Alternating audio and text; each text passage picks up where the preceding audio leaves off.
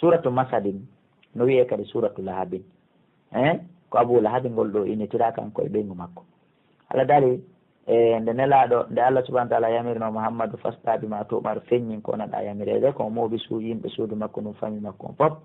nodde ɓe islam ɓeya fof wina ni jaaɓi woɓɓe fanki sali kono ɓe fanki abalaɓe kanko o fonti juɗɗe ɗiɗi kala sappo ɗe nelaɗo wi ali hada da o tana ko ɗum ɗo noddiɗama tabballa ka halkarema o yennimo Allah yottani nelaɗo ɗo ɓe hewtoy ka suudu Allah dal tabbat halkike yada abi lahabin juuɗe ɗiɗi aba lahabi ɗen ɗe halkike ko non woniri le kadi ɗe halkori ɗon e ɗon Allah subhanahu wa taala huɗiri mono ɗe ɗiɗi kala goy wa tabba ko ɗum woni ɗe halki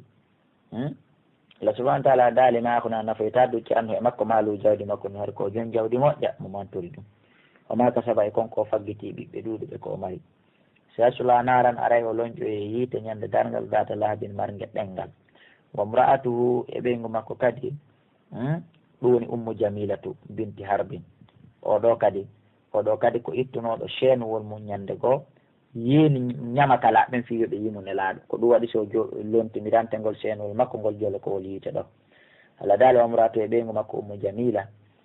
hammalatal ha kadi rondotonoɗo carmalle bulle hibba ka lawol nelaɗo fiyo nelaɗo Allah on tufo ala façon lorraji koɓe lorrali nelaɗo tawti noon ngol cheenuwol ɗa kadi ko waɗi ko Allah daali fi jiidi yawnoye ka dande makko habbulum ɓoggol min masadin immorde jolokowal yiite fi hon ɗum saabu contor cheenuwol ngol ɓe mana joddi cheenuwol ngol remplace cheenuwol ngol kaka dande makko woni ko ngol waɗoyte yo Allah subahana taala